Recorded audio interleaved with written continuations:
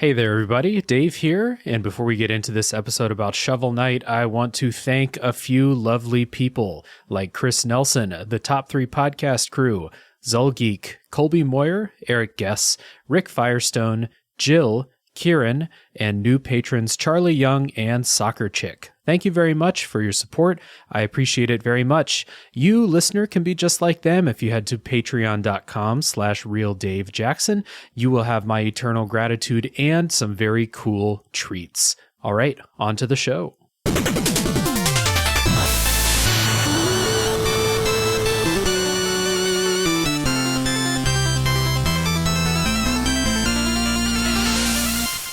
Hey everybody, my name is Dave Jackson, and you're listening to Tales from the Backlog, a video games podcast where each week I am joined by a guest to talk about a game we played. My guest today is a friend of the show, co-host, there are many hosts of the Big Drink Energy podcast, and let's say gardening enthusiast, Mike Mesa, or as you may know him, Mikey Tabletop. Welcome to the show, Mikey. Thank you for having me. I am very excited to be here, and I love that introduction. Thank you. Yeah, and you have heard this a million times, but you have the greatest podcast name in podcast land, 100% Big Drink Energy. I love it. We decided to peek at the name. Great name, podcast, so-so. Well, I mean, if you're going to get anything right, you might as well name it something fun, right? Mm-hmm. But we'll talk about BDE a little bit later. Today, Mikey and I are going to be talking about Shovel Knight, Shovel of Hope, which is a side-scrolling action platformer developed and published by Yacht Club Games for PC, Wii U, and 3DS in 2014, with many, many ports to every modern system known to man after that. And note, I did say we're talking about Shovel of Hope today, which is the main Shovel Knight campaign, the original one. We're not going to be talking about the other ones with Plague Knight and all of them. There are a couple I might go back to later, but anyway, only Shovel Knight's campaign, Shovel of Hope today. So, Mikey. Yes. If we were in an elevator with some potential investors and you're going to pitch Shovel Knight to them, I don't know why we're trying to sell Shovel Knight, someone else's property, to these investors, but if you were going to try to elevator pitch someone on Shovel Knight, what would you say? So I gave it some thought, and what I had was a wonderful retro-inspired platformer that pays tribute to the classics without feeling like a copycat. This indie game has cemented itself in modern-day canon. Absolutely. Yeah. I wrote down that this is a love letter to platformers from the 8-bit generation with all of the modern comforts and quality of life to cut out the frustrations of the 8-bit generation. Yeah. And we'll get into that a little bit later. Spoiler policy for this episode. This is a regular Tales from the Backlog episode with a spoiler section at the end. We're going to go non-spoiler until then. However, Shovel Knight doesn't have a super spoilable story. There are some cool moments at the end. We're going to save those for the spoiler section. But this is like not at all a game that's going to be ruined for you if you like read the ending on Twitter or something like that. That's not really what this game's about. But there are some cool moments. We'll save those. We'll talk about our favorite bosses and stuff, kind of more shop talk, I guess, in the spoiler section. Yeah, so, nice. Yeah, before we get into talking about Shovel Knight, Mikey, you're the host of Big Drink Energy, among other podcast projects that I've heard you talk about that sound really cool. So I know that Big Drink Energy is on a bit of a hiatus right now. People can obviously still go back and listen to it. So what is Big Drink Energy, and what are the other things you've got maybe coming in the pipeline? Yeah. So Big Drink Energy, my co-host Alex describes it as Hot Ones Both energy drinks. Even if it started off just as a straightforward energy drink review podcast, because it started at our truck driving company, and all of the drivers were always drinking energy drinks because we're on the road 14 hours a day. Yeah. But it's kind of transitioned from that to be, okay, we have an energy drink, and then we just banter and we use that as like a vessel for conversation for the next hour. Yeah. I think a good example of this new spin on BDE, we had Ryan from Listoff come on, and it's one of our longest episodes, and we only talked about energy drinks for literally 7 minutes, and the other 90 minutes was us talking about Elden Ring and farmers markets and like his son stealing things. Just like I don't want to make his son sound like a criminal. It's a very cute story, but kids steal things. It happens. But it's mostly just like we use that as a conversation starter, and then depending where it goes, just like that's where the episode goes along. And obviously, that's not a very welcoming topic. It started off just like literally as like an office gag, just like it was coworkers doing it. But it's difficult to get people to listen to that. It's difficult to get guests to come on because not everybody's like really into energy drinks. So over the last few months, we've been experimenting with a couple like one-off or like maybe 2-episode podcasts, try something new, see if anything sticks, and then maybe in the future we'll have more of those. But we have a comic book podcast where we interview people like in the indie comic sphere. We have a fighting game podcast where we review like it's been almost exclusively PS1 era fighting games. Like me and my guest will actually play. We'll fight each other and then like review it like after we fight each other. So that's a fun one. And then I think that's pretty much everything. We have one single episode reviewing the Mighty Ducks cartoon. It's legitimately the wildest 90s cartoon you will ever see. I don't understand how anyone thought it was a good idea, and it's mind-boggling how 90s it is. So that's fun. If it's on Disney Plus, go watch the Mighty Ducks cartoon and then listen to my one-episode podcast on it. Right on. Yeah, I remember listening to that episode with Ryan on Big Drink Energy when I was flying on the plane from Korea to, I believe it was when I was flying to the United States, like moving back here. And that kept me company for a good long while on the plane. So I appreciated that a lot. And you are like a podcast idea man. You've always got cool new ideas for new podcasts. So I'm sure that you're going to have something cool coming out regardless. I was listening to like, I think it was when you were on Unlockables and you were talking about that idea for like a greatest hits podcast about music. Yeah. That one sounded really cool to me too. I'm going to go ahead. So I dropped an exclusive on that one where I announced that it was like I had plans for it. I'm going to drop another exclusive here. Ooh, okay. Where we have I don't want to say who yet because I want to like finalize everything. But after that episode, I had a podcast DM me and they were like, "Yo, music podcast, I want in on it." Yeah. So it's like a done deal now. I've been going back and forth with the two of them. We have a band. And I've been binging this artist's discography, and I'm going to hit him up like in the next week or two. So hopefully that comes out maybe by the end of 2022, if not like January, because, you know, like the holidays are coming up. So who knows? Yeah. But it's going to be out maybe around the time this episode comes out, hopefully. Yeah, right on. That is exactly how my schedule works. And yeah, man, if you got a band or you want me to come up with a band, I'm happy to come on and talk greatest hits. I love that idea for a show, kind of shaping what a greatest hits album for a particular artist would look like.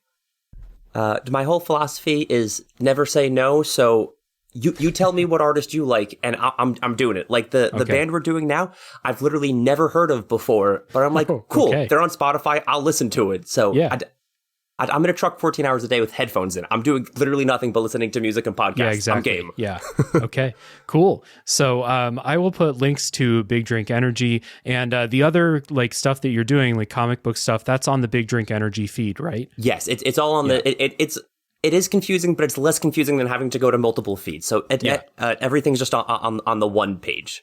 Right on. So everyone can look down in the show notes and go find something that interests you. I'm sure that Mikey's got something for you. We are going to get into talking about Shovel Knight, and we always begin by talking about our histories with Shovel Knight. What made you want to play this? But I also don't feel like we can talk about this game without giving a little bit of history with the games that inspired Shovel Knight, because this is a game that's trying to tap into your nostalgia a little bit. So, Mikey, what is your history with these kind of 8-bit NES platformers, and then what made you want to play Shovel Knight? So for a long while, I would say like platformers were my favorite genre. Growing up, Sonic the Hedgehog was like my favorite game. I had like a massive Sonic collection. So I grew up playing that. And along with that, in the, it was like some sort of Sega collection was another platformer called Kid Chameleon. And like, that's similar to Shovel Knight, where just like it's a platformer and you get different abilities, but you get a helmet and like it transforms you and like you get the special ability based on like what outfit you have on. Oh, right. Chameleon. Right. Yeah. Yeah. Oh, exactly. Yeah. And so like I was mostly a Sega kid growing up, but I also loved the Mario games. Like my dad had like an NES, and one of the only games he still had for it was the Duck Hunt / like Super Mario 3, I think it was. So I would play Super Mario 3 a bunch. But I know Mega Man was a big inspiration for this, and like after playing Shovel Knight, I tried to go get into Mega Man. Like, it's so hard. I'm so bad at it. I just like it's really hard. You're not alone, man. I had a whole episode of the show in the summertime where I was just like, it was about Mega Man X, and I was like, this is really fucking hard. I didn't have a lot of fun, and so I get it. I definitely get it. So when did you first play Shovel Knight? Was it when it first came out, or a little bit later? Little bit later. I think it came out 2014, and I think I ended up playing it 2015 because like it was on my radar, and then it won a whole bunch of like Game of the Year awards or like Indie Game of the Year award or whatever. I'm like, okay. So then I want to say I picked that up in like January of 2015 after like that award season. Like it was put like higher on my radar. Yeah, makes sense. For me, I didn't have an NES growing up. I actually didn't have a console until N64, and I had a couple of like, because I had a Game Gear, so I had a couple of action platformers. There was a Batman game that I had. I didn't get very far because it was really dark and I couldn't see where I was supposed to jump in the first level, so I never got very far. But I also never played Mega Man as a kid. I never played a lot of the other inspirations for this game, like Zelda 2 and DuckTales and the NES Castlevania games. I never played any of those. So I don't have a lot of nostalgia for this, style of game, I guess. And like you, it's mostly my experience of like, I love video games, obviously. And like, so I sometimes I'm like, I want to check out Zelda 2. It's on that Switch online service. I can go play it right now. And so I picked it up, did not like it at all, which is, not a super uncommon opinion, but I didn't like that. I played Mega Man X. I thought it was really hard. I didn't have a great time playing it. I've tried some of the Super Nintendo Castlevania games. Didn't like those.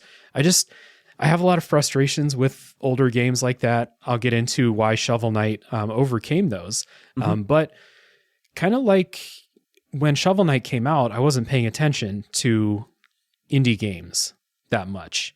And this was right on the cusp of when I was getting ready to move to Korea, and I wasn't playing a whole lot of games in general. I had a Wii U, so I could have played it. I just didn't hear about it. And I definitely wasn't following. This is like a Kickstarter game, I think. Yeah. I wasn't following games Kickstarters. So it wasn't until I got a Switch in like 2018 or so, and I started reading. I've said this so many times, but like I picked up these consoles after a long break of not playing games and just Googled like top 10 Switch games, and Shovel Knight's on there. So I was like, okay, cool. People say that's good. I'll try that. It looks cool. So I picked it up, and since then I've played it 2.9 times, I would say. Actually, I was saying on the plane from Korea to the US this past summer, when I was moving, I was fiddling around on my Switch. I was like, I usually play games on flights, and I just like wasn't, I opened up a few things, wasn't into it, and I opened up Shovel Knight and just played it straight through for a second playthrough on the plane. It's like a 13-hour plane ride, so I had tons of time. This game takes about 5 hours to play through, 5-6 hours for a whole campaign. Probably more if you want to like 100% everything, but not a whole lot more. Has that been your experience too? I was trying to figure out, I saw that it said 5 hours, and I'm trying to figure out if it's because I'm a collector and I like taking all the secret paths, or if I just suck at the game. But so I beat it 2 times prior to replaying it for this podcast. And this time I got about 3/4 of the way through. And at this point, I'm at 4.5 hours. So it probably would have taken me like 6 to 7 hours to finish it. But I'm also like, like when there's a platformer like this, I like to explore. If I see like, oh, there's a breakable wall, I'll go follow that path, get as many gold coins or crystals as I can. I'm a big collector, so it's like I was taking my time and going through everything. I'm sure if I just try to go from point A to point B, I could probably do it in 5 hours. But yeah, I'm at 4.5 now, and I'm not quite finished yet. Yeah. Point being, it's not a really long game. It's pretty short, as you know, most NES platformers were too. So really, you know, a little bite-sized game.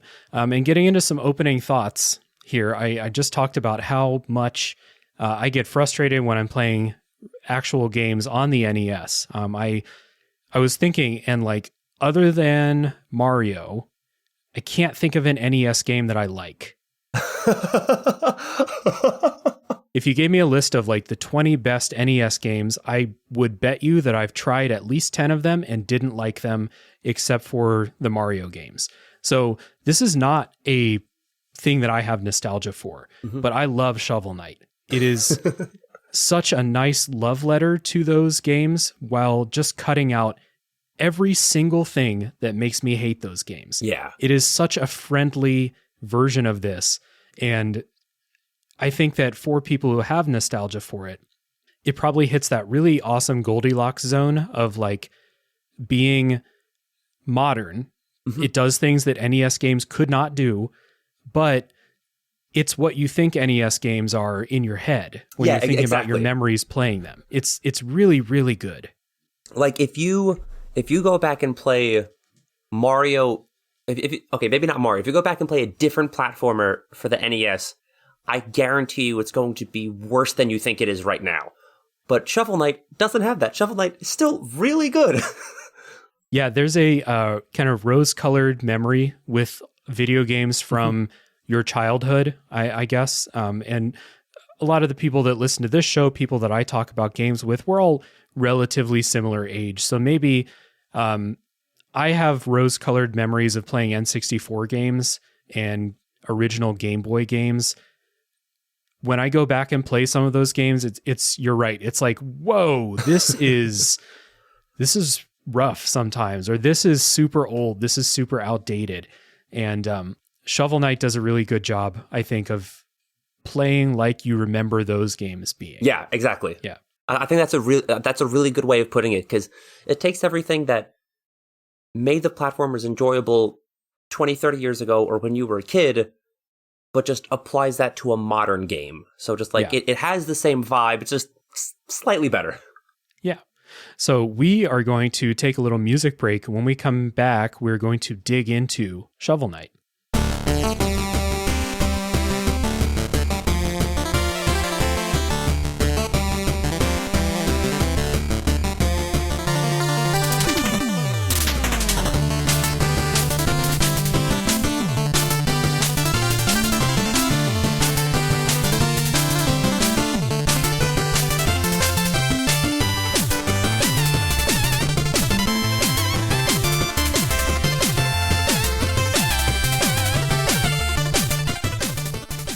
That was a completely unintentional pun there. I did not mean to say that.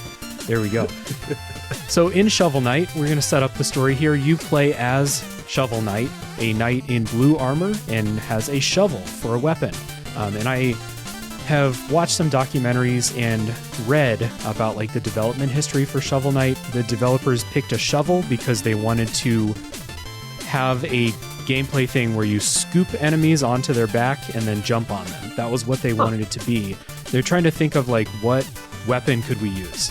And the only thing they could think of was a shovel. So that's why he carries a shovel. They also wanted to make a recognizable character.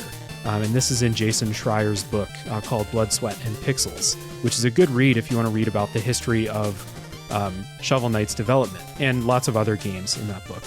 So they wanted to make a recognizable character, bright blue armor, shovel for a weapon, horns on his head. I'd say they succeeded. I think Shovel Knight has become a really iconic character in video games. Very much so. I was about to say he's one of only 3 amiibo that I own. Ooh, because, there it is, yeah. Because I love the design so much. It's just like, he's very standout, but like the shovel not only like it fits him, but like the whole gameplay is like designed around it. It's like the shovel's great. It's like even just the horns. Like I think there's a little Shovel Knight logo on the base of the amiibo. Just the T in his helmet and the horns. Like it's an quote unquote indie game, instantly recognizable to anybody who knows video games. You know? Yep. This is an indie project. I think there were maybe a handful of people that worked on this game, but they were seasoned like game development professionals who left AAA and made this game together. So prior to the game's beginning, this is the story setup. Shovel Knight and his partner, Shield Knight, who is a woman knight, a lady knight, journeyed across this world alongside each other as partners. And while they're exploring this place called the Tower of Fate, an amulet curses Shield Knight and leaves Shovel Knight stranded outside of the sealed tower. So grieving for his friend, kind of unclear whether they are romantic or whether they're just like great friends. They don't really say in the game. It doesn't really matter. They have a bond. Yeah. So grieving for Shield Knight, Shovel Knight gives up adventuring and goes into exile. During the time that Shovel Knight is in exile, a powerful being known as the Enchantress rises to power, spreading evil across the land. This is a great little fantasy setup. I like this a lot. Shovel Knight hears that the Enchantress has unsealed the Tower of Fate, and so begins his journey back to it, hoping to find and rescue Shield Knight. And along the way, Shovel Knight must fight the members of the Order of No Quarter, which is a great name for the group of knights that that serve the Enchantress. So that is the story setup, and then you get little bits of story when you talk to the bosses, but that's it. There's not a whole lot else as far as story goes in this game. It's back to that kind of action platforming, really light.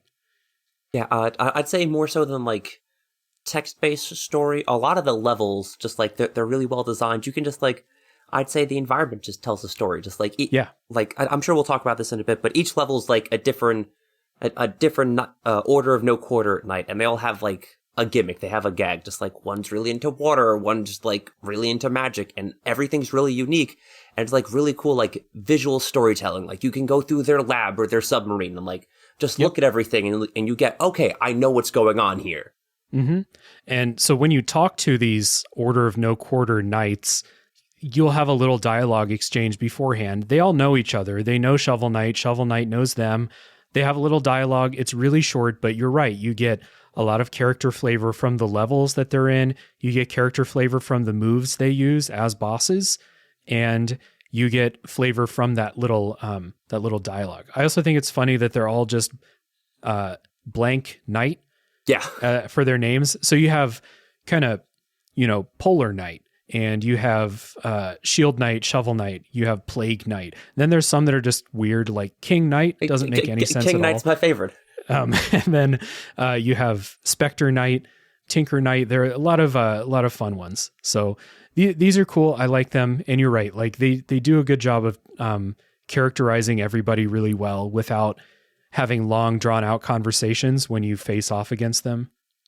Yeah, but I think King Knight's my favorite, just because I don't think this is a spoiler. He's not actually a king. He's just a knight who thinks he's a king. He just has a crown on, yeah. Yeah, it's just like his knight helmet, and he just goes around and I'm trying to figure out, did he name himself King Knight because he wants to be a king?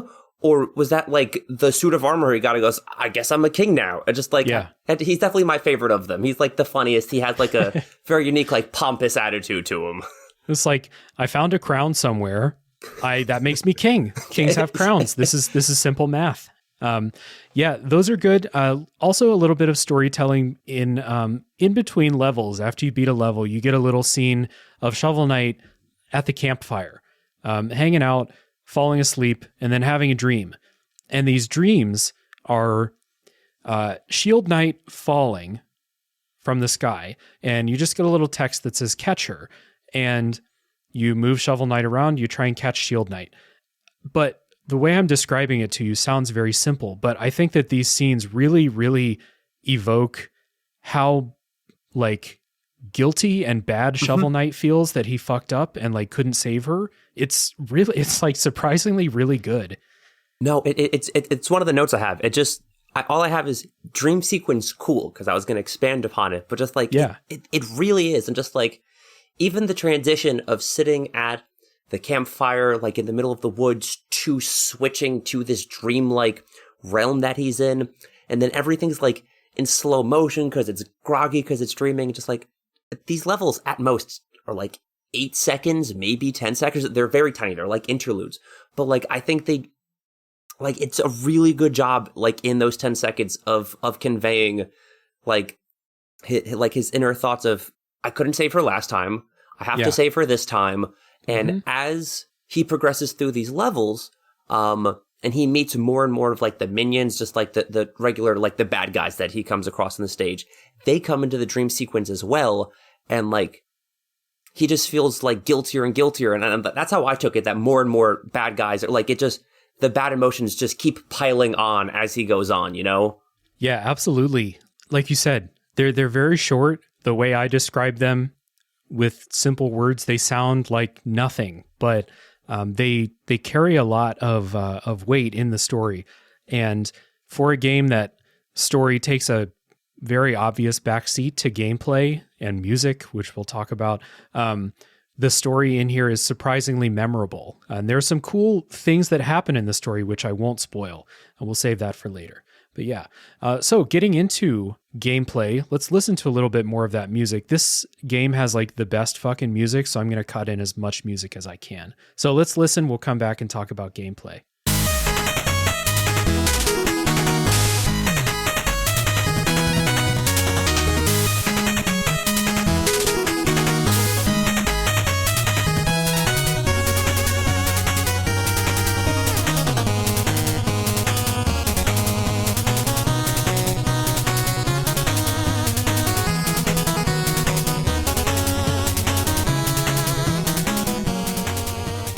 So, in Shovel Knight, you pick your level from an overworld map similar to like a Mario game or something like that. It's kind of open. There will be like blocks. You'll have like a choice of maybe 2 or 3 levels that you can go play. You can do them in any order, but then after you do them, you can move on to the next section of the map and stuff like that. And when you get into a level, this is an action platformer, with both of them being very important. So you have 2 main moves, and I think this is part of Shovel Knight's genius and a callback to games of this era. Shovel Knight has 2 moves. You can swipe with your shovel, and then you can do a downward thrust. And you get items that you can use, but that's one button press as well. It's really not a complicated control scheme, and I'm not going to be the first person to say this, but they do just an incredible job in the first level of teaching you how to play this game. It is so good. So as soon as the game started, I opened up the options menu to see what button did what, to see if I need to like map it, or that's always the first thing I do, to see if the buttons fit. And you open it up, and it comes up with a picture of a non-copyright infringing NES controller, and it's up, down, left, right, and the 2 buttons, and it tells you what they all do, and that's it. You could literally play with the NES controller if need be. Like, that's what it's designed around. That's true, yeah. Yeah. You actually just need the D-pad and 1 button, I think. Or 2. No, you need 1 for shovel, 1 for jump. Yeah, 1 for shovel, 1 for jump. Because for whatever the reason, the up button on the D-pad uses magic. Right. Uses your up and B, uses your magic items. But that's it. So on the Switch, you press B to jump, and you press Y to use your shovel, and that's all you got. It's really good. So the downward thrust I talked about, we'll just talk about that for a second. Inspired by Zelda 2, Link's plunging attack, or as more people may know it from Super Smash Brothers, like me, and DuckTales from the NES. So when you jump, if you press down on the D-pad while you're in the air, you'll begin this pogo move. And it's really easy, and something that I think makes it really easy is that you just need to press down once. You don't need to hold it down. You don't need to do it again after you bounce off of something. Shovel Knight will continue to do this as long as you keep bouncing on things until you touch the ground or until you press the shovel attack button. And that's really important because this is your main platforming move too, and the platforming in this game is hard. So it's really important to free up your brain to just focus on where you're bouncing. I did not know that.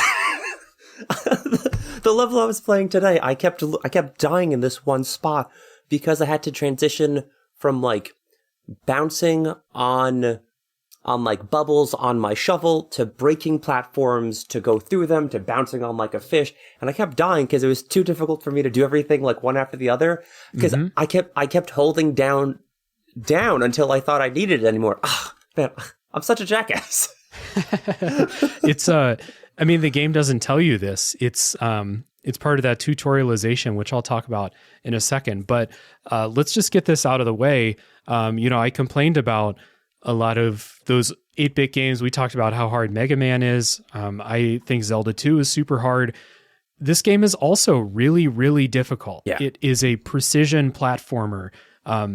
You need to bounce off of sometimes like 10, 15 things while going over a bottomless pit in some of the later levels. It's really hard. And the thing that I think makes it bearable is that you only have to focus on where you're bouncing. You don't need to press any other buttons to keep bouncing, and the way that they tutorialize. So in the first level, this is a common point of praise, but I actually found this to be the case in every single level. They will start you out with the basics of whatever the key mechanic of that level will be. So I wrote down Mole Knight's level, which is the lava level. In this level, you have a mechanic where you are bouncing on green stuff and trying to stay out of lava. So first they teach you that green stuff is bouncy on one screen. So you get through that screen. The next screen, they teach you that green slime balls will drop into lava, and now lava doesn't kill you. Now lava's bouncy. And it's an automatic thing. You just watch it happen. Then in the next room, they make you hit the slime ball with your shovel into the lava, just slowly teaching you this stuff, turning it into this. And then they increase the complexity of this one mechanic throughout maybe half of this level. And they do this all the time. The first level teaches you everything you need to know about the main shovel moves, but like everyone talks about that first level. They do this in every level. It's excellent. It's like they opened a textbook of like how to tutorialize your game without using words and just followed it to a T. It's one of the best games I've ever played as far as showing and not telling. And I think for my gaming experience, I think the only game that might give it a run for its money and like not like force feeding you how to play the game would be this and the first level of Portal. I think both of them do a really good job of just explaining the mechanics through gameplay and like through working and reacting with the environment more so than a text box pops up of like, oh, to pull up your inventory, press Y. Just like it's very much organically, just it comes across that way. I was going to mention Half-Life 2 also. So Valve. Yeah, same thing. It's Yacht Club and it's Valve. They have solved tutorializing. Everyone, like, please take note. This is the best. The other thing that I think makes this game like not as frustrating as it could have been, because we're talking about how difficult it is there is a lot of quality of life over real NES games. So, I mean, like I said, I don't have childhood history playing these games, so a lot of them I've picked up and tried to play for the first time in the last 3 or 4 years. And I find a lot of those games to be sluggish and imprecise, especially when it comes to jumping and attacks and hitboxes and stuff like that.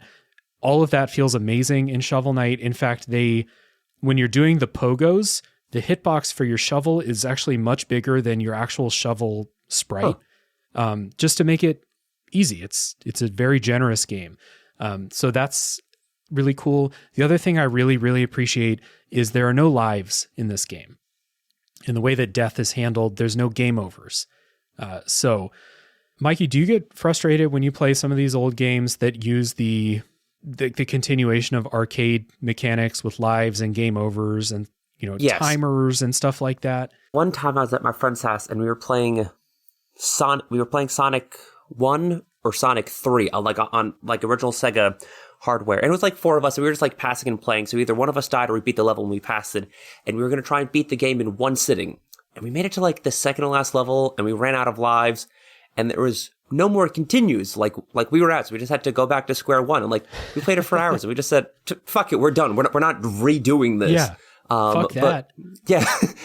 We spend 4 hours doing this. So we're not going to spend another 4 hours doing the same game. Yeah. But they didn't have that in Shovel Knight. And the way it's done in Shovel Knight, it's all tied to the money that you have. It's like the jewels or whatever. And like, I'm sure someone's smarter than me. I'm gonna go ahead and say Rick from Pixel Project Radio. I'm sure he would have some insightful commentary about how like the confines of capitalism like rule your life and everything's tied around money. And I'm sure there's a deeper meaning to it. But really, I just think it's like fun because similar to like the rings in Sonic, you can just find the jewels and the crystals all over the place. So you're essentially like, no matter how many times I've played it, I've never run out of money and died at like 0 coins in my pocket. I've never gotten a game over screen because even like they do a really good job of, even if there's no monsters here, you just go to a new screen. Oh, there's a patch of dirt. Boop, 5 coins. And then that's all you need to keep going. And when you die and you lose money, you can go back and recollect that money to like, so you're not actually like losing all that much, you know? Yeah. Yeah. People give me shit sometimes for bringing up Dark Souls where it is not supposed to be brought up, but the developers said that this is a direct takeaway from playing Dark Souls. Really? Yeah. How when you die, you lose your currency, but if you go back to the place where you died, you can get it back. And that's how it works in Shovel Knight too, except the difference between this and Dark Souls, it's not all your money. It's like a percentage. If I were to guess, it's like 15 to 20%. Like it is not punitive at all. Yeah. So you can go back and get your money, and it's just so nice to play a game like this that's really difficult and just not have to worry about lives and game overs. Same with The Messenger, which is another game I talked about on this show. Same kind of thing. Like that one is more directly trying to be a spiritual successor to Ninja Gaiden. This is taking stuff from all kinds of different games, but I'm so glad that they went with this. The other thing about the money is that it's tied into your checkpoints. So kind of the goal of this game is obviously to get to the end of the levels, beat the boss, and then beat the game. But while you're doing it, you're trying to collect as much treasure as you can. So shout out to Rick, hyper-capitalist mentality in this game. Collect all the treasure you can. You'll lose some treasure when you die, but you can go back and pick it up. The other thing about the treasure is that when you get to a checkpoint in Shovel Knight, you can break the checkpoint and get a big payday from it. However, if you die, that checkpoint's gone. You will respawn before that checkpoint, at the previous one. Or if you're breaking all of them, you'll respawn at the beginning of the level. And these levels are long, they're difficult, and most of them have like 4 to 6 checkpoints in them. So if you're going through trying to get as much money as you can, speedrunners do this. They break all the checkpoints, but speedrunners are not real people. They play games in a much different way than I do. Shout out to speedrunners. You are a real person. You're speaking a different language than me. I'll say that. Do you do this? Do you ever break these checkpoints? I remember when I first played the game in 2015, I went through a couple levels doing it, and then I accidentally hit it because I was like fighting an enemy. I'm like, oh, I can break these. So then I broke that one and the next checkpoint before dying, and it sent me all the way back to the start of the stage. I'm like, shit, that's what it does? Yeah. So I immediately stopped doing that. But like, so I, a little bit of the backstory with my history for the game. When it first came out, I'm going to go ahead and say this. I pirated the game. I didn't spend any money on it. I was a broke college kid. I downloaded it on my laptop. I loved it so much. I went out as soon as I beat it, and I'm like, I love this game. And I bought it on the Wii U. And then when I played it the second time on the Wii U, it's when they did a couple like updates for it. And now they had like in-game challenges for it. And one of the challenges was to beat a level breaking all the checkpoints. So I repeatedly tried to beat the first level with no checkpoints. And that's the only level I did that for. And I did that on the Wii U on my second playthrough, like a year or two after the game originally came out. Okay. Yeah, I would say like I said, I've beaten this game 2.9 times. I would not feel comfortable beating any level except the first one with no checkpoints. This game's hard. And yeah, by the way, shout out to another Wii U owner. I see you. Yeah. I had a Wii U also. There are dozens of us. Yeah, I don't break these checkpoints either. This game's too hard. And you get extra money for breaking the checkpoints, but you don't need extra money unless you are trying to buy all of the extra armor sets and stuff like that. So this is a nice little like bit of choice that the game gives you, like kind of creating your own difficulty, risk reward. I kind of wish that money was a little bit more scarce, so you would have more reason to break these checkpoints. But that's kind of like a half-hearted wish. This isn't like a super serious critique of the game. It's just like I never felt the need to get extra money. I had more money than I could ever need. Yeah. Like the gameplay of the levels itself can be hard and difficult and challenging sometimes, but there's enough leniency in the game that's not really much of an issue. So like I think it's a fair balance but between the two, but like I said, I've literally never run out of money. I've never gotten a game over screen, and I don't know if I would have enjoyed the game more if I was like, oh no, I have to beat it this time, or I'm gonna like run out of my coins or whatever. Yeah. Yeah. One thing that I think is really good about this breaking checkpoint system is that you basically can't break them by accident. You need to hit them twice, I think, for them to break. So if you're like fighting something or just not paying attention, dicking around, press the shovel button when you're not supposed to, you'll crack the checkpoint and you'll be like, oh shit, okay, don't hit that again.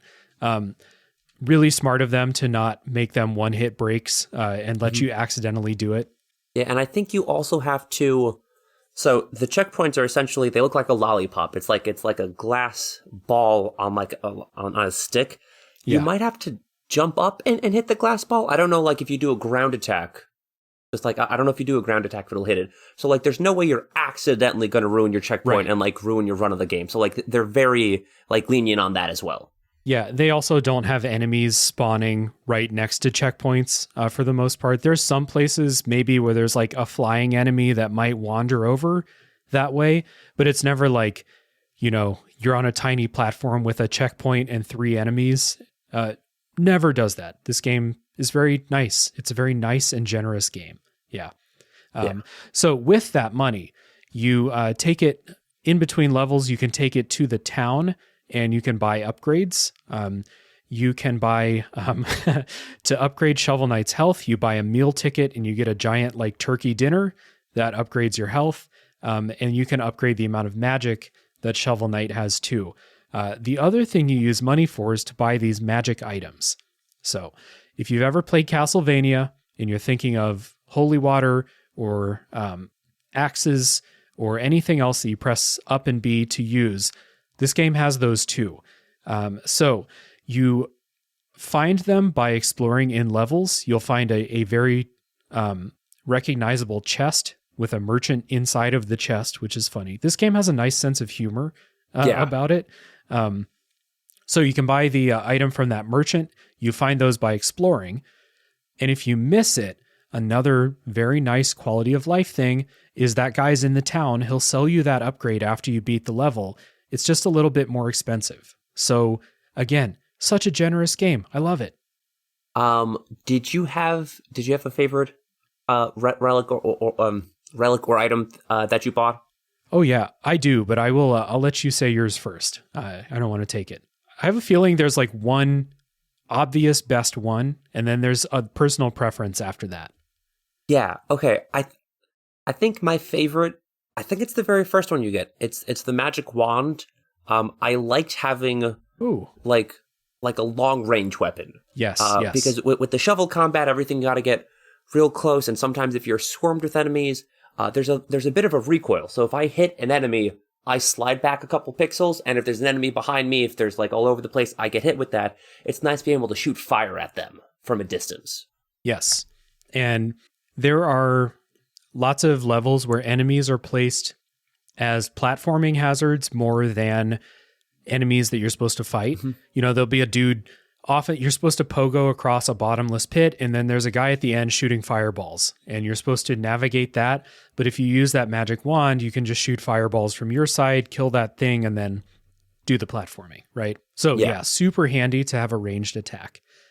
My favorite is the phase locket, which just gives you like 2 or 3 seconds of invincibility. And so when I was replaying getting ready for this podcast, when I got all the way to the last level, and I was playing at work, and I was like, this lunch break's running a little bit long. I got to get back to work. So I just watched the last boss fight on YouTube. I did a New Game Plus, so I had all of these already, and I just kind of phase locketed my way through the game. It's really, really powerful. The only thing that it can't save you from is falling in a bottomless pit or lava. Everything else, though, the instant death spikes, all of those things, you can just walk on top of it for a couple seconds. Boss fights are super easy if you have this. Not super easy. You still have to learn them, but much easier. So I use this a ton. One thing with the relics, it took me a couple levels to realize this. At one point, you get a fishing rod. Yeah.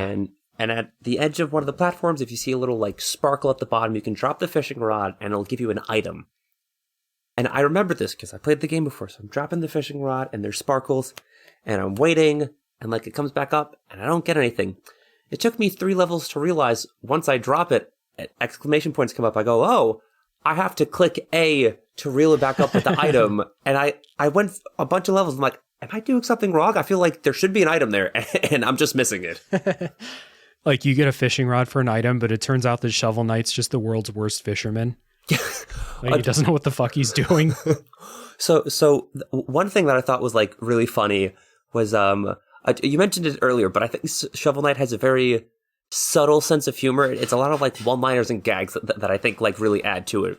But if you use the fishing rod somewhere where you don't have those sparkles, pretty much all of the items you pick up, one of them is gonna do a sword. But because you play with the shovel, you can't. It's not an item. You can't use it. Just like, what am I going to do with this sword? And you just keep going on. Trash. Yeah. Yeah. Pretty much. I believe another thing you can do with the fishing rod is you can use that with the Troupple pond. I never did a bunch of fishing in this game, so I never did the Troupple, which is a portmanteau of the word trout and apple. And it's a giant red apple-colored fish that you can talk to. There's a whole quest line to like collect a bunch of stuff for that. I never did that stuff. Did you?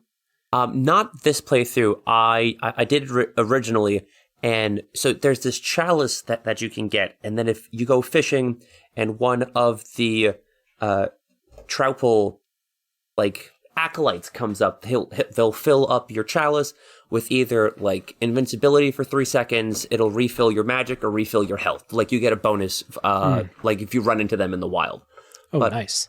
Another thing I used the fishing rod for, I actually use it as a weapon if I was above an enemy on one of the platforms. You can drop it.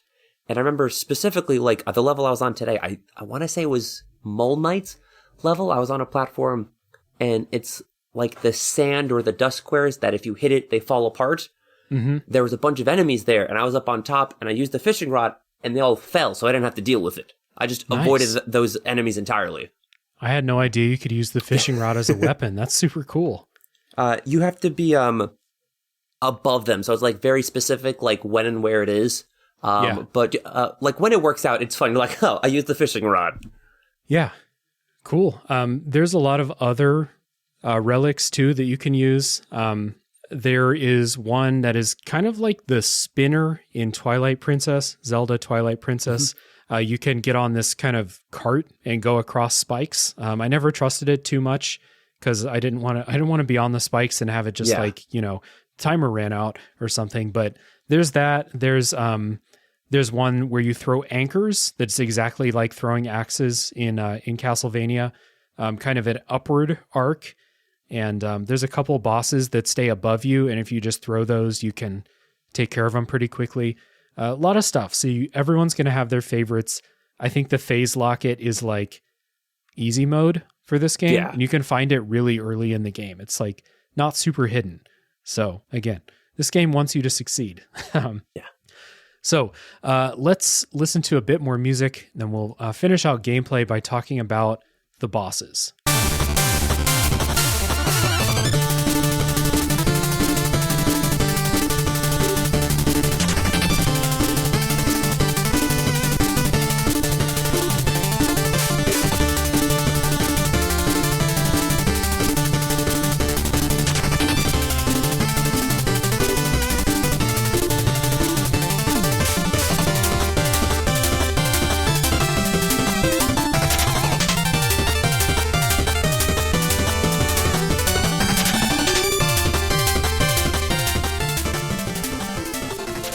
So, at the end of each level in Shovel Knight, you fight one of these Order of No Quarter Knights, and these are kind of reminiscent to me as someone who, like, honestly didn't get to boss fights in a lot of these old 8-bit games, but very reminiscent to me of Castlevania and Mega Man style bosses. Or some of them are kind of one-on-one duels against a knight that looks exactly like you. Like there's one, the first one in the first level is like fighting Dark Link in a Zelda game. Yeah. So these are really fun, I think. Great time. So I died exactly once in every boss battle, and then I got it the second time, absolutely no issue. I think a lot of the bosses can be cheesed. I think they're really easy. Once you figure out what the pattern is and like when to avoid them, yeah. I think just jumping and like pogoing on them with like the down shovel, it's very easy to cheese all of the bosses doing that. But yeah. A lot of that, like they're really well designed. They all look different. They all have like their gimmick. I don't know about you, but my favorite, I forget his name. I think it's Glacier Knight. It's the snow one. Polar Knight. Polar Knight. Yeah, I liked him. You were close. Just pick a word related to ice. You're almost there. And like, so I liked him. And if I remember correctly, I think Shovel Knight makes some joke because his weapon is also a shovel, but it's like a big snow shovel. Yeah, it's really good.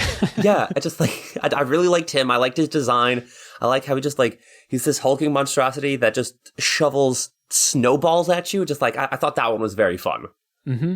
They did an awesome job of using the boss attacks and animations to give everyone their own distinct personality. Like Plague Knight is a giant spaz, jumping everywhere, throwing bombs everywhere, super unpredictable. King Knight, we talked about how King Knight might think he's a king or something. He has an attack where he blows a trumpet and these banners come out and confetti falls from the top of the screen. A lot of personality. What's his name? Propeller Knight is a kind of fencer type, and it fits his personality in the dialogue. They're really good. You mentioned once you recognize the patterns, they're pretty easy, and I agree with you. But it's all about recognizing the patterns. Yeah. They all have, let's just say they all have like 4 to 5 moves. And once you learn those moves, it's pretty easy to like, maybe not no-hit them because I'm not that good at this game, but like I will whittle down their health and I'll lose like a third of mine in these fights. They're super fair. There's only a couple that kind of piss me off because I don't like boss fights with bottomless pits, and that does happen from time to time in this game. But other than that, super fair. I really, really enjoy these. The music is great, of course, because all the music in this game is great. Good boss fights. Yeah, funny enough, the Plague Knight level, I think the mini boss halfway through that level gave me more difficulty than actual Plague Knight. I don't remember what the mini boss was. I think it was like one of the big guys, but I remember like I have it in my notes. It says screw the mini boss. Plague Knight was easier.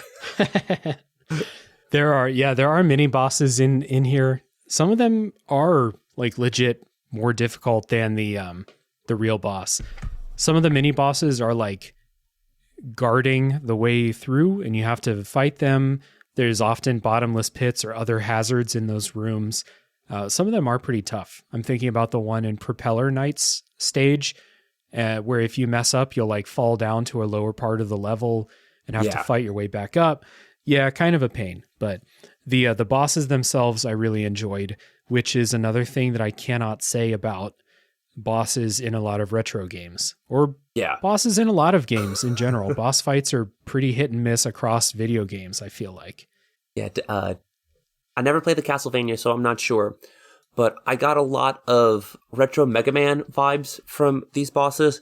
Mm-hmm. Like, a lot of the Mega Man bosses are just like, it's all something man. It's like Leaf Man and Lumberman and Fireman. And we have King Knight and Polar Knight. And one of them is just Black Knight. It's just like, it's very similar to that. Yeah. Black Knight, the incredible 2004 movie starring Martin Lawrence. Yeah. I don't know if it was 2004, but I love that movie a lot. So got to shout it out sometimes, whenever I get the chance. So yeah, we've talked about the music a bunch of times in this game, or in this episode. The music is fantastic. Like, if I really sat down and tried to make up like my top 10 video game soundtracks, video games were like, every single level, I'm like, this music bops. I love this. This game would be on that list. It is an incredibly fun and catchy soundtrack. It's really good. The very first note I have on my list of notes that I took while I was playing was just music slaps.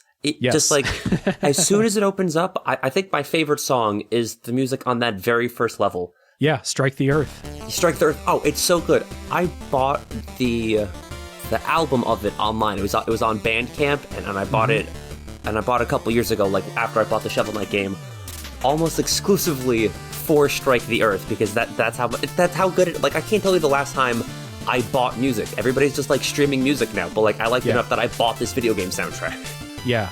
This might be sacrilegious to say, but Strike the Earth is as iconic of a first level music as the first level music in Super Mario Brothers. It is incredible.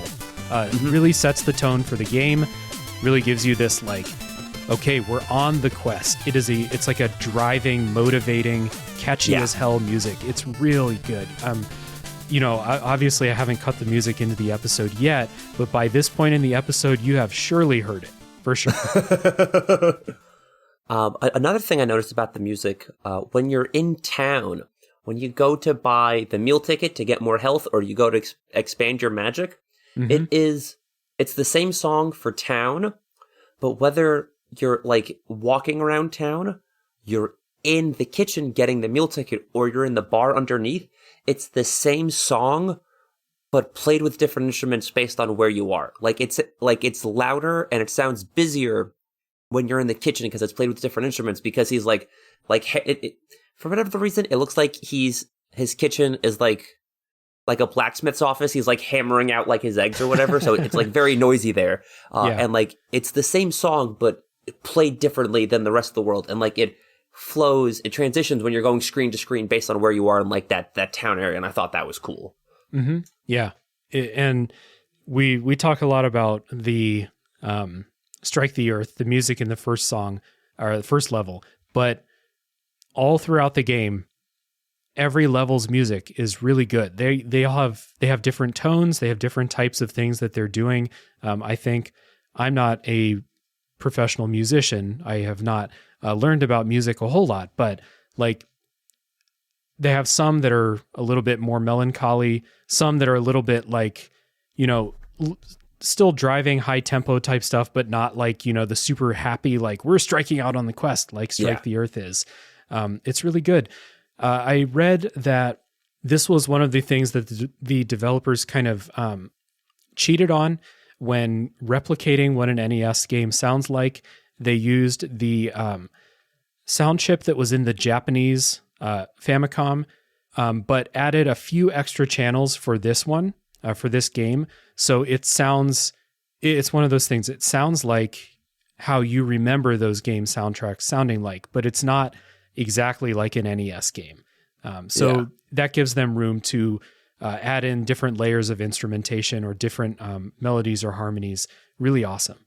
Yeah, just like it definitely has that like 8-bit sound to it, but I don't know if fuller is the correct term.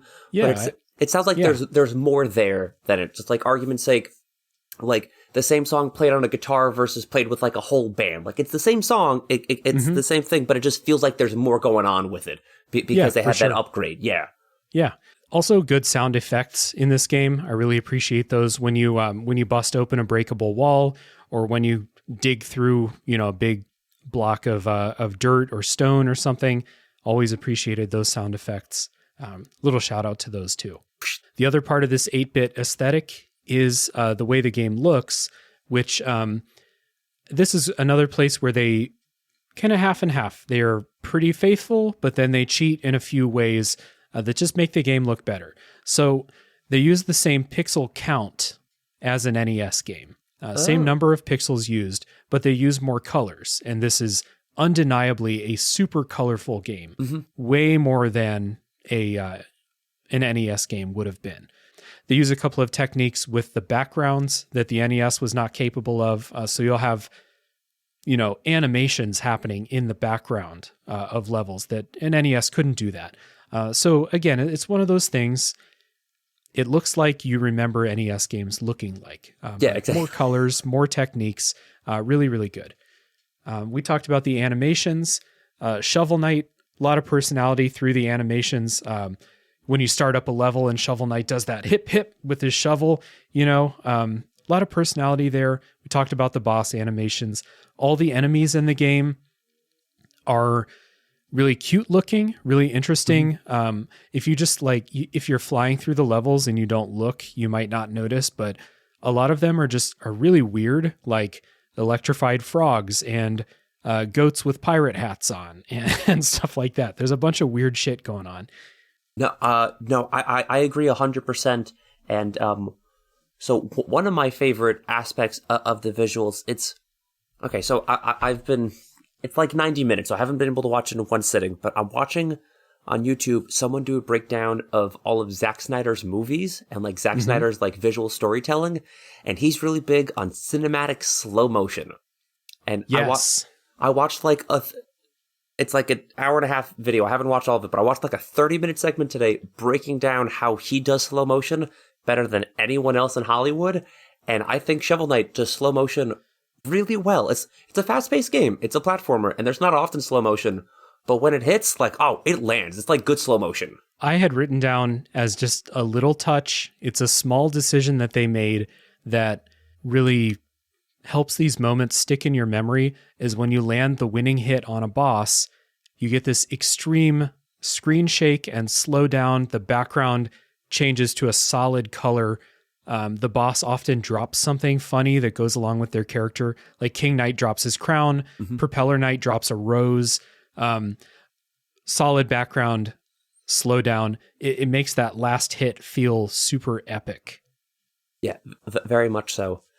If I remember correctly, when that happens, it is a solid background, but it flashes between a few different colors before landing on like one solid background for the last one. I will give a seizure warning to anyone. If you have a seizure warning, just like be careful playing that last boss. I have like a friend that if he was there, like it would definitely set him off. So that's like, I just wanted to throw that out there because like that's now that I have a friend that has that, I have to like be concerned with it. So just like, if anyone's wondering, just like whole game is great. It's colorful. Just, I don't know, have someone else like do the final hit if that's an issue. I just wanted to throw that out there. Yeah, that's totally true. And they may have a kind of photosensitivity warning at the beginning of the game. It's possible. I feel like most games do now, so that they probably do. But you're right. That is something that I take for granted because that's not an issue that I have. I don't have to pay a ton of attention to it. But yeah, that screen shake, that slowdown really does kind of make those victories feel great. Yeah, and very much so. The fact that the bosses all drop something gives them just a little bit more extra flavor for their character. Yeah. And again, that goes back to like the visual storytelling we were talking about. There's not a lot of dialogue, but all of these characters, they have like personalities and character traits, and like it feels like a fleshed out story because of even the tiny little like rose visual gag. Like it very much like fits with the vibe and like helps expands the story. Yeah. And you mentioned way at the top of the show, you mentioned the environmental storytelling in the levels themselves.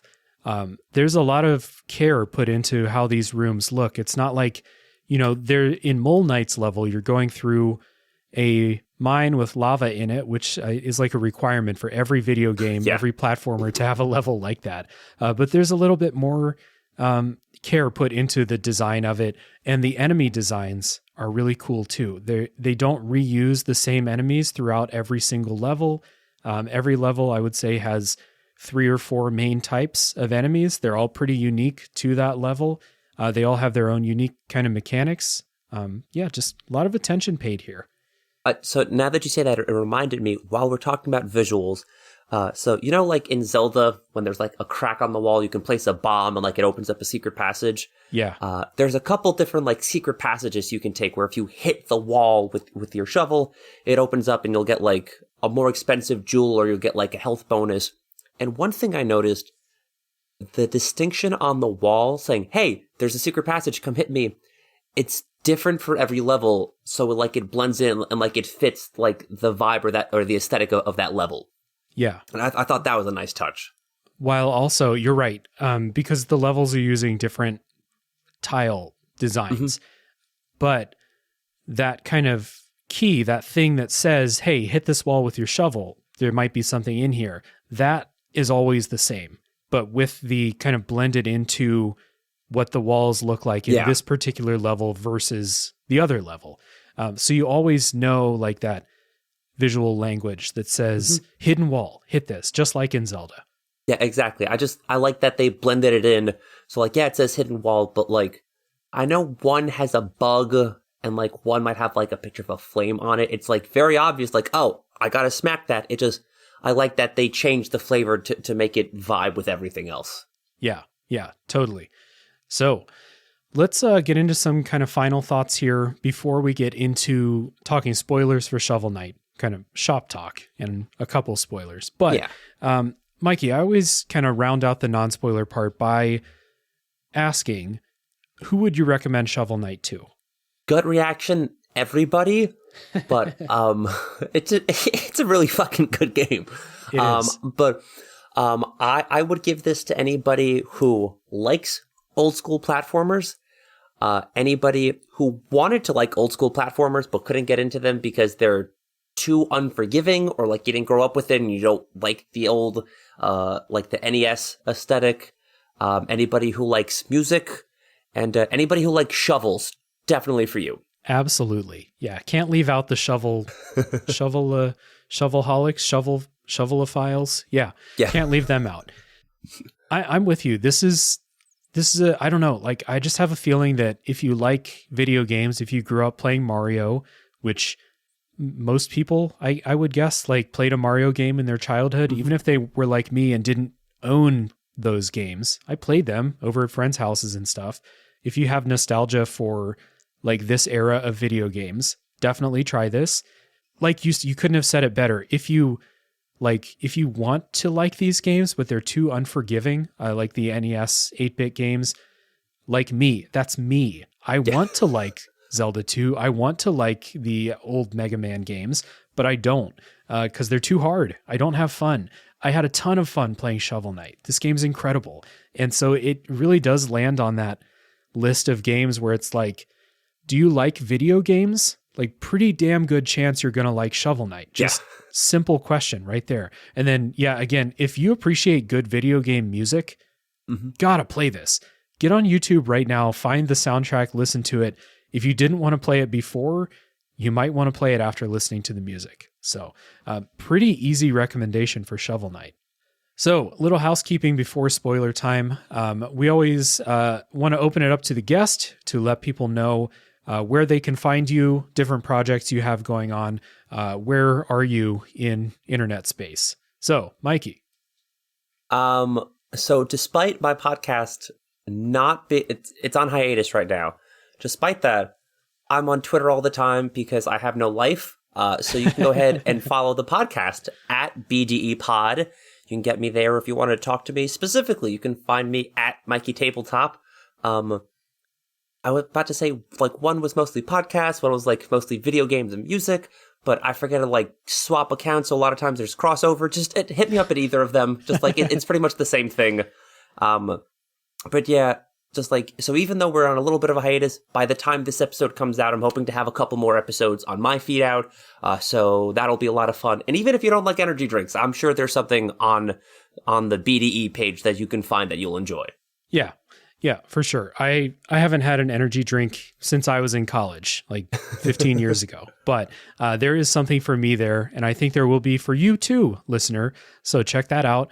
And for Tales from the Backlog, same things that I always say, but it bears repeating that if you would like to talk about video games, perhaps talk about Shovel Knight, come in the Discord server and talk with us and tell me why I should play the other Shovel Knight campaigns, the Plague Knight, Spectre Knight, and King Knight. Tell me why you like them, because I'm looking for a reason to replay them, give them another try. You might be the reason, listener. So please join the Discord server. We're having a good time in there. You'll find an invite link. Other things, if you enjoy the show, please consider leaving a rating and review on your platform of choice. Donating on Patreon is a good way to support the show. All of that goes into... I don't know where I was going with that. Why? This is the hardest part of the show for me, is to do these things. I can talk about the games, no problem. I cannot plug my shit. I will say, when the podcast first started, it took us to episode 13 to get our plugs right. We would either, like, give, like, the wrong Twitter handle, or just, like, forget to do it, or just it's fine. But I'm just going to go ahead and say, go ahead, subscribe to the Patreon, give him money. Just like, what else are you doing with it? You're going to go buy a cup of coffee? You're going to buy 5 Arizonas for it? No. Drop it on the Patreon. Appreciate that, Mikey. Yeah. All the Patreon funds go directly back into the show, whether that's buying games for the show, buying equipment, paying for all of the fees that no one tells you you're going to pay when you start a podcast. Well, things you maybe don't have to pay for, but I like to... pay for my hosting, for example. I don't like those free sites. So Patreon funds go toward that. I would appreciate it very much. You would be my hero. I also have another podcast called a Top 3 Podcast, where each episode is a top 3 list. I think that one's a good time, so check that out if you want to hear me talk about literally anything other than video games. So Mikey and I are going to take a break. When we come back, it's spoiler time for Shovel Knight.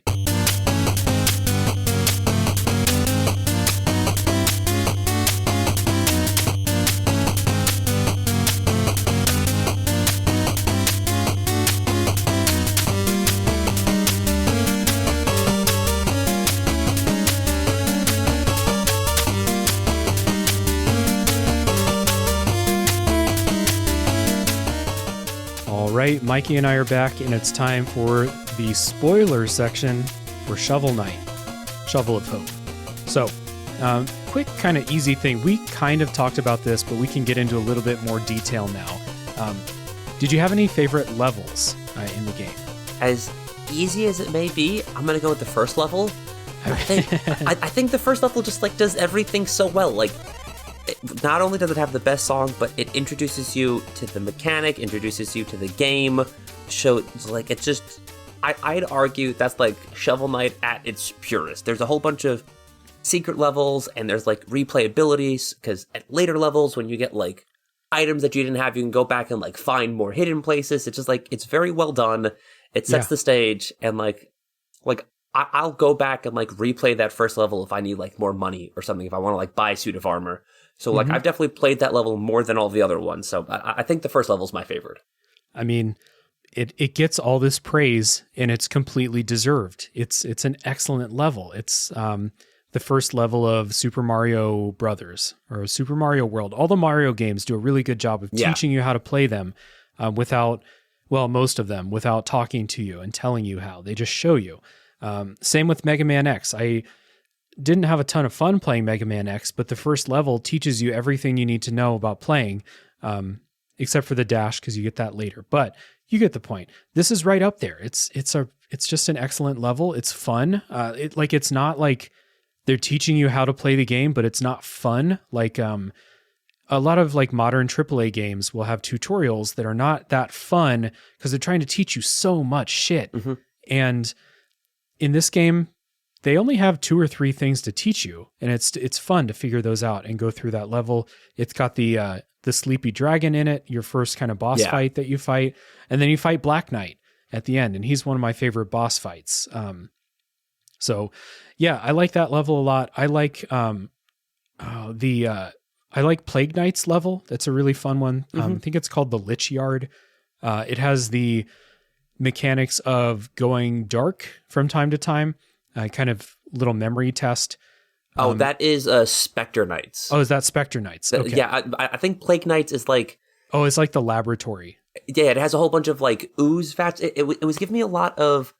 There's a level in Sonic the Hedgehog where it's just like nighttime. I think they're in a casino. There's a bunch of flashing lights. It gave me a lot of vibes of that. But I think the Spectre Knight one is really good. I played that level on Halloween. I'm like, oh, this is so fitting. It's a good Halloween level. Yeah. It's also got the mechanic of the platforms where you have to manage the weight on them. Yes. Of like how many enemies are standing on it, or if you're standing on it. I thought that was really fun. Again, tutorialized. I have that written down, yeah. Yeah, tutorialized really well. It's a good level. Those are some standouts. I like Propeller Knight's stage a lot. It's just really hard. I think the platforming is interesting and a good challenge. It's just hard. It's really hard. You know which one I found really hard, and it probably shouldn't have been? One of the bonus stages where it's just like there's no boss. You just collect emeralds or rubies or whatever. The one after you get the dust gauntlet, and you just have to. It's just like 4 screens of just breaking through dust boxes. I died so many times in that level.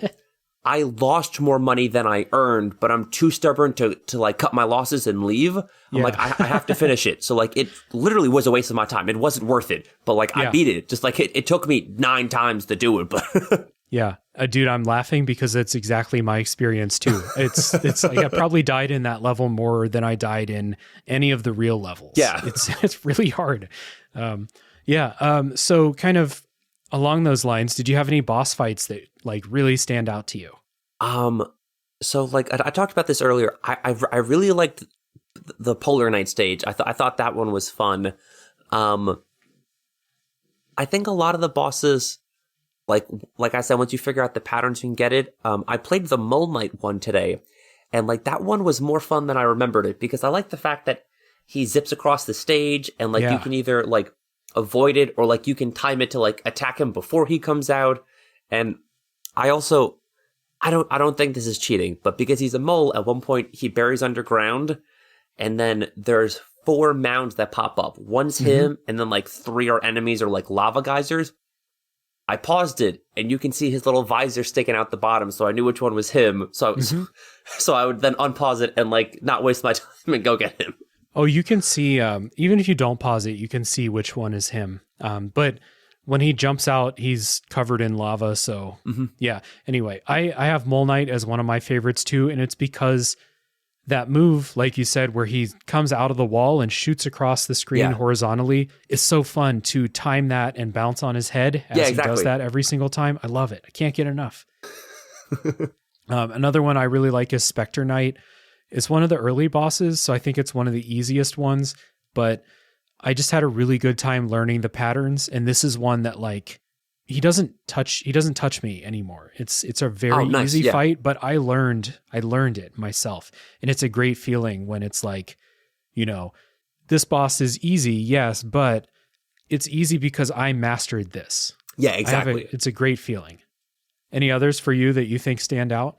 I believe it's Tinker Knight. I think that's the only one that has 2 stages, right? Like you beat Tinker Knight and it's super easy, and then he runs and he comes back out of this big mech, and then like that's the actual boss fight. And I think that's the only one where like you beat him and then like, oh, look out, there's phase 2. And I thought that was a nice touch. And it's really funny how when you fight him in phase 1, he's helpless. He's just like randomly throwing wrenches around. Yeah. But he's just like this tiny dude. He's so easy. And then, he brings out this, I wrote down, it looks like a Mega Man enemy, like those kind of tank mech things. He brings that out, and then you have to fight it. Yeah, that one's a really fun one. The other one, I think I already said, Black Knight. I like fighting against him because he fights like you do. And so you know that you do downward thrusting attacks, so you know he will too. And for the most part, until the end, like when you're doing like the evil version before the Enchantress. Yeah. When he gets kind of crazy. But I enjoy Black Knight. Any bosses that you didn't like? I'm going to go back and say that mini boss for Plague Knight gave me an issue. I don't know what it was, but the mini boss was like way more difficult. But of actual bosses, I remember. So I didn't have that much difficulty this time because this was my third playthrough. But I remember the very first time I did it, the submarine knight, the guy with like the scuba mask. Oh yeah, yeah. I don't know if he's Anchor Knight, if he's Sub Knight. I don't know who he is. But like I remember he gave me a lot of issues the very first time I played through the game. Yeah, that one is just not super memorable. I remember what his fight's like because you fight him in the boss rush at the end. But, okay, so the only bosses that I think I don't really like are the ones that make instant death pits in the floor. Oh, so yeah. Polar Knight has spikes that he makes, and I don't appreciate that. Propeller Knight and the Enchantress both make instant death pits in the arena. And Propeller Knight especially is kind of annoying because he'll try and blow you into those. Yeah, definitely. By doing like a fan thing. But Propeller Knight's funny, and Enchantress is the last boss. So I'm not like super mad. It's just I consistently across any game don't like it when boss fights have instant death stuff in them. I'm going to backtrack a little bit, but now that you say across any game and we talk about Submarine Knight, I think this probably has my favorite underwater level of any game. I was playing like some modern game that came out like in the last 5 years, and I'm trying to swim underwater. I'm like, how the fuck has no one figured out how water mechanics work yet? And it's and I thought no one has ever done a well-designed water level. And then Shovel Knight, it's really good. It's not like Mario where you have to like manage like floating in the water. Just it affects your jumps, and like you don't have to worry about running out of air. And I think it's like probably the best water level that I've ever played. It's very low friction for sure. You don't have to swim. You don't have to manage oxygen. You jump higher because you're underwater. That's really it. I agree. I don't often have fun in those Mario levels where you have to swim. And I don't often have fun in other games where you have to like find oxygen bubbles and shit when you're underwater. I think The Messenger did that, and I wasn't a big fan. But this one, good times. Yeah. Bosses, mostly good. Couple that have annoying mechanics, but even if they have an annoying mechanic, I think the bosses are fun. So I don't have a whole lot to say about like the game leading up to the final area, like the tower. One thing I think is funny is you find a second town as you go through the map, and there's a catapult on there that you can use to catapult yourself back to the first town, and it doesn't really save you much time because running on the overworld map is really fast. But it's very funny to be like, they have this catapult system that will shoot things from one town to the other, including people. And just, I think you get the catapult like halfway through the game. And like you said, it doesn't take a lot of time because when you're on that overworld map, it's at most, I think, 8 right arrow buttons to get to where you need to go. Like the map is only so big that you have to go down to town. Yeah. It's just something funny that they threw in there. Again, nice sense of humor. Indie games that try to be funny are often like too try hard to be funny, I think. And this game's not. It's just like a very nice kind of laid back sense of humor. So the tower. Not going to like go level by level. The tower is a nice final exam, kind of. They bring back enemies and platforming mechanics and hazards from all of the other stages as you make your way, kind of like Mega Man X, through the levels leading up to the final boss fight. So Actually, it is straight up the end sequence of Mega Man X. You go through a couple of levels, you do a boss rush, and then you fight the final boss. Yeah. I never played Mega Man X. I've only played the original, like the NES Mega Man games. Yeah. But you're right. I liked how you spend the whole game learning this in this stage, that in that stage, and then it kind of comes like it comes together to be like, cool, this is like a whole game in like one level. I liked that. Mm-hmm. I mean, final levels of games don't have to be a final exam of all the mechanics that you've learned and all the hazards. This one is, though, but they pull it off really, really well. Mm-hmm. I guess because this game is hard, you're going to die many, many times. So you become really, really familiar with a lot of these hazards.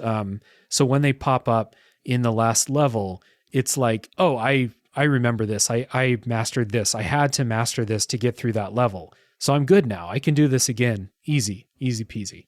Yeah. There is a boss rush at the end before you go to the last level. This is straight up out of a Mega Man game. It's funny. You drop down and all of the Knights of the Order of No Quarter Knights are just eating dinner. They're just hanging out. They're sitting at the table. They just get mad at you for interrupting their dinner, and so they go on this like one by one, action movie style, right? We're all going to fight you one at a time.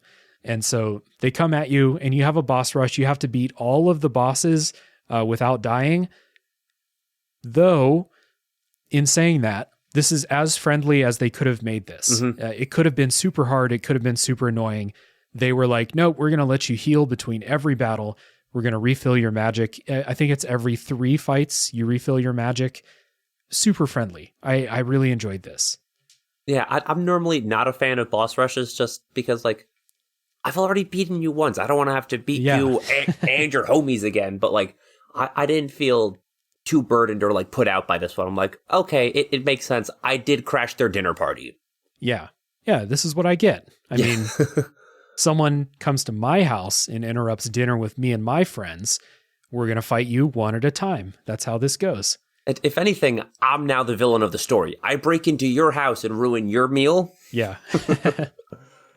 So in this boss rush, you fight them in a kind of random order, I think. I believe it's random. And after you beat them all, the floor kind of falls out from under them and they all fall down and they all grab onto each other in like a human chain type of thing. And it's in the order that you beat the bosses, which is kind of cool.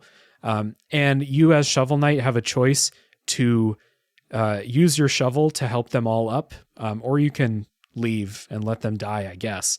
But yeah.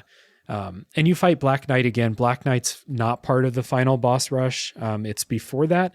And Black Knight gets these crazy enchantress powers. And that's actually one of the more difficult fights in the game, I think. And like, you fight Black Knight a couple times, leading up to that. He'll just randomly be on the map, this little icon walking around. And every time you fight him, he has like he gets progressively more difficult. Like he has a new attack where like he'll launch stuff at you, or like he'll reflect attacks back at you now. And I like that progression, like leading up to this. Yeah. You reminded me there are also some kind of traveling bosses. There's 4 of them. Yeah. Those are fun. They're random. They're not bosses. They're not, the knights. They're just kind of like other adventurers. And they're really inventive and fun boss fights.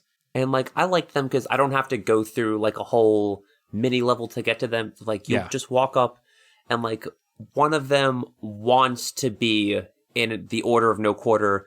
The other one mistakes me for Black Knight because it's the same figure, just I'm blue and not black, and just like, I don't know if they come up like later on in other games, if there's more to the story of them, or if they're just like randos you run into also on adventures, but there's 4 of them. I forget the name of like their group, but I pretty much enjoyed all of them, I think. Yeah, same.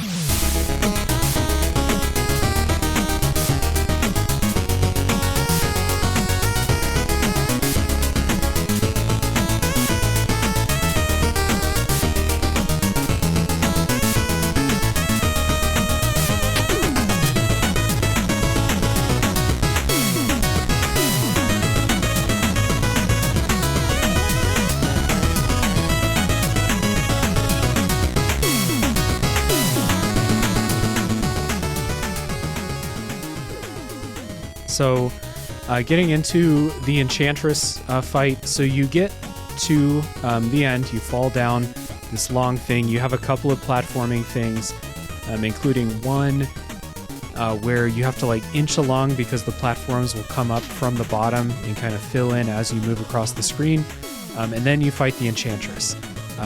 In phase 1, she destroys the floor and shoots magic bolts at you, but you can hit them back at her like in Zelda. That's fun. I appreciate games that let me do that. And then you beat her and you get the first like plot surprise of the game, which is that Shield Knight you just fought Shield Knight in a different form. Now, I'm not super clear on if Shield Knight is the Enchantress, because then you fight the Enchantress later, or if it's just that like Shield Knight got corrupted by the Enchantress's evil, and then after you beat that, you fight the real Enchantress for phase 2. I think it's the latter. I think Enchantress essentially like the evil magic of Enchantress, or just whatever the magic, like the evil magic essentially possessed Shield Knight and transformed her into Enchantress. And I like, at least that's how I took it, where I think like, I'm assuming it's like some sort of primordial evil, just like it's still there. It's just like the Enchantress figure was Shield Knight transformed. Yeah. So once you beat this, Shield Knight falls down. You go catch Shield Knight just like the dreams that Shovel Knight was having, except now it's real. And this is a nice little like subversion of what you thought was going to happen. I think like this is a subversion of what I thought. Do you remember when you were playing this, did you think that this was going to be like a damsel in distress type of story? Like you're saving the princess basically. Because they kind of set it up that way with the dreams where she's falling and it's like, save her, you know?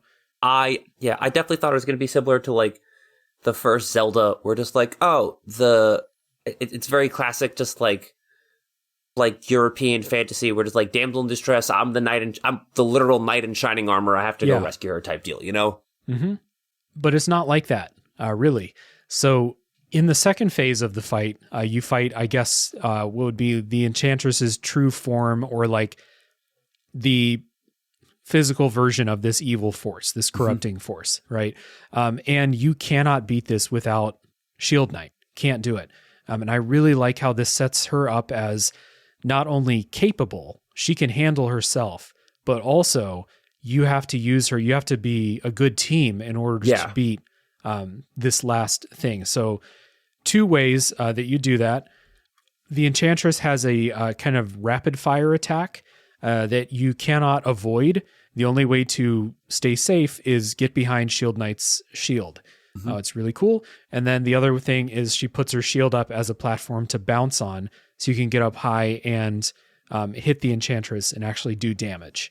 And this fight takes quite a while because you can't touch the Enchantress unless you bounce up with Shield Knight. You just kind of have to wait for that to happen. Yeah. But I like how for a game that like, you know, they're doing a lot of like subtle storytelling. Now they're doing some like storytelling that is like mixed in with the gameplay. The teamwork between them is like on display here. And I don't love this fight as like a boss fight, but this kind of teamwork element is what makes it cool, I think. Yeah, just like the fight, like you said, it's like slow. You have to wait for them to be in position for you to attack them. But I do think the culmination of me spending all game trying to rescue Shield Knight to then like team up and work with Shield Knight, I like that payoff. Yeah, it's really good. And again, it's just a nice kind of, I mean, her name is Shield Knight, so maybe I should have seen it coming that she's not this, you know, Princess Peach helpless princess. But I guess maybe it's just conditioning because, like you said, that is the way that our traditional fantasy stories work. You're the knight and you're going off to save the woman who, you know, needs your help. She obviously needed your help because she was corrupted and stuff. But once you free her, she's like, nope, let's go. I'm ready. Yeah. So little kind of just ending to the story here. The Enchantress lets out this one final attack. The attack knocks Shovel Knight down and kind of injures him. Black Knight shows up because it's kind of become clear through here that you're fighting Black Knight a bunch, but he's not evil. He's just kind of in your way. Black Knight also wants to save Shield Knight, but is trying to do it a different way. Black Knight's way is just not working.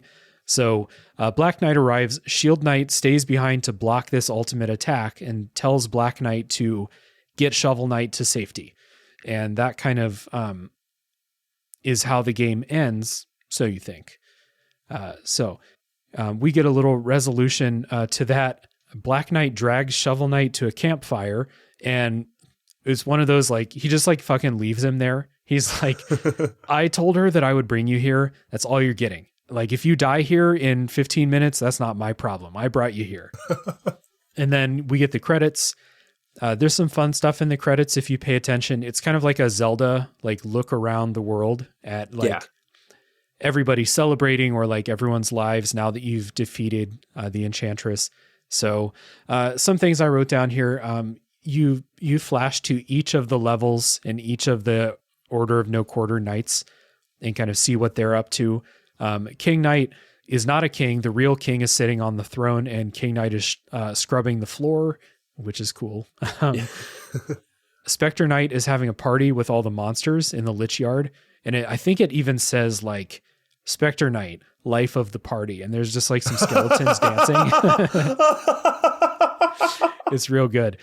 It's super cute. Yeah. Plague Knight is researching new bombs, of course. And we get a couple other them.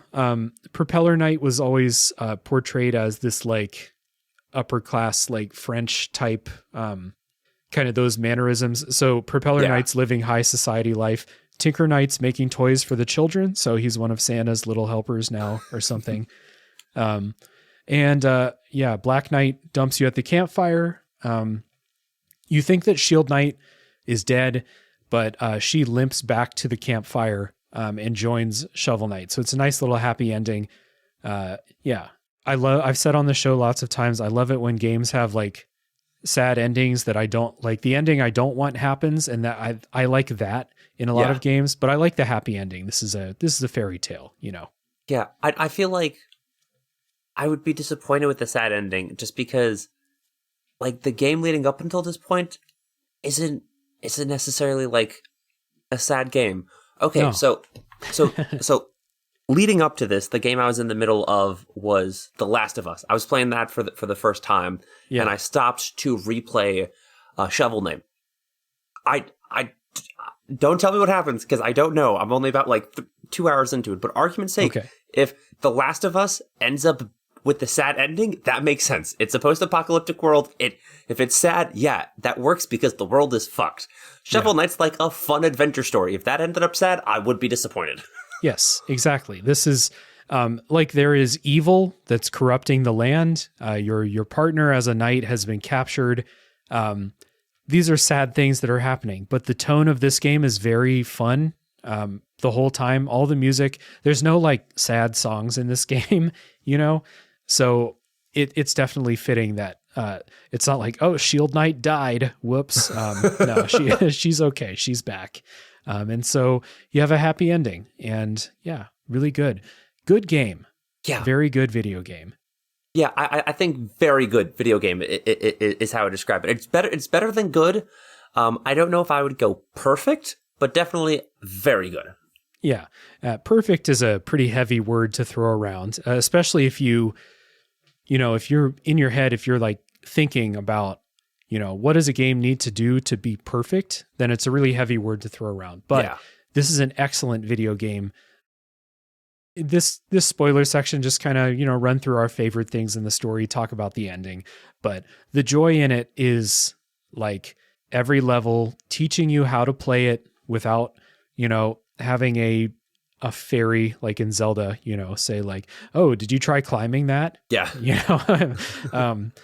Showing you how to do it without telling you, and then increasing the complexity, letting you play around. I didn't really mention it, but exploring in this game is super rewarding. You always find something when you go poking around.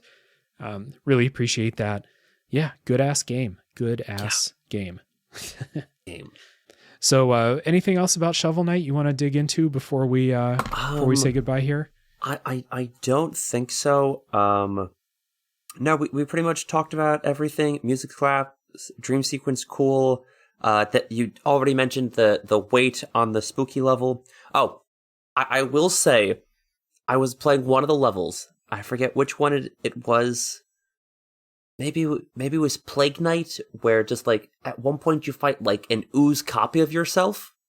It's like a little green oozy version of yourself, and I'm just trying to avoid them.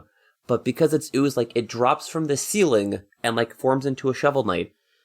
It fell blade down, like the attack that I do, and didn't hit me, but it hit the dust platform I was on, and we both fell, and I was furious. Because he didn't kill me, he like accidentally killed himself and took me with him, and I was so mad.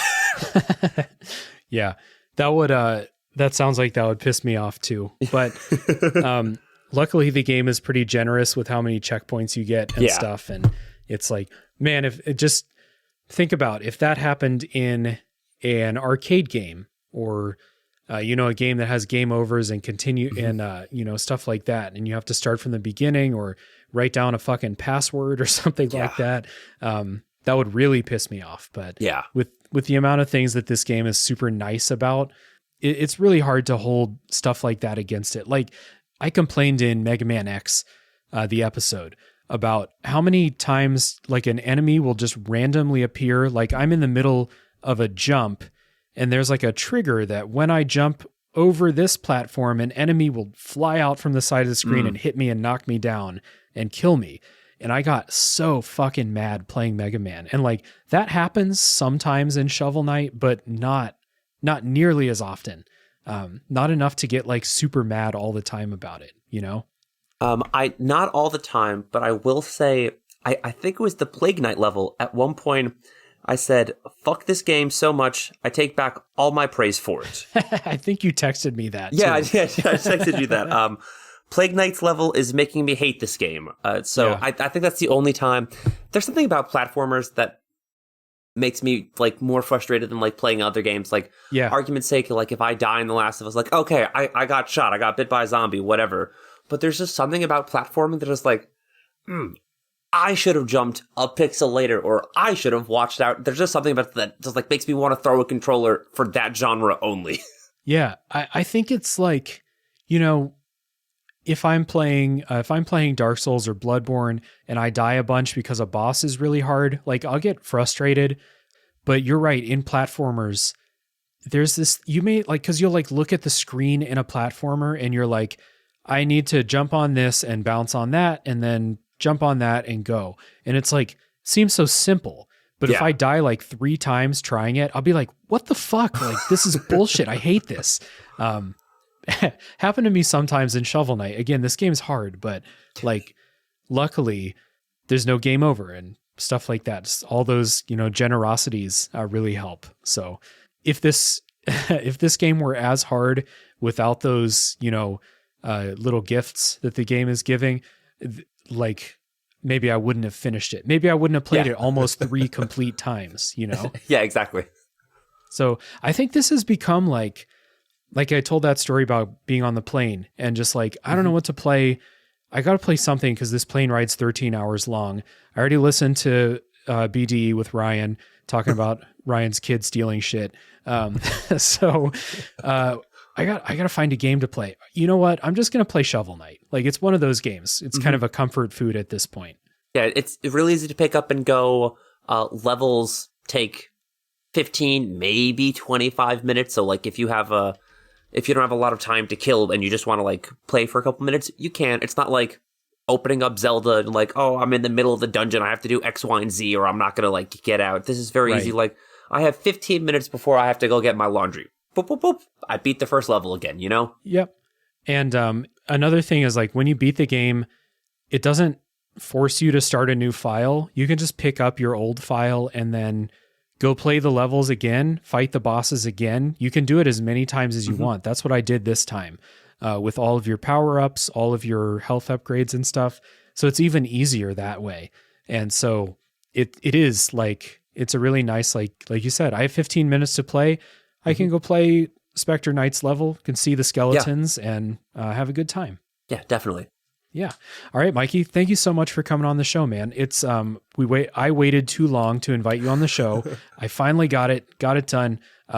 Lived up to everything I hoped it would be. Thank you so much, man. Thank you for having me. I appreciate that. I feel like you and I have been like running like in the same circles, just like we know all the same podcasters, but just like like I said earlier, just like energy drinks isn't a super inviting thing to have people come onto my show about. So that's why I'm trying to branch into the video game sphere. So like I appreciate you inviting me on.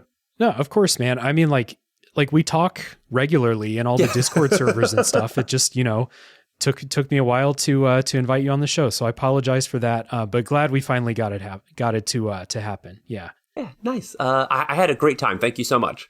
Yeah. All right. So everybody listening, we appreciate you very much. Thank you. And tune in next week for the next game that comes out of the backlog.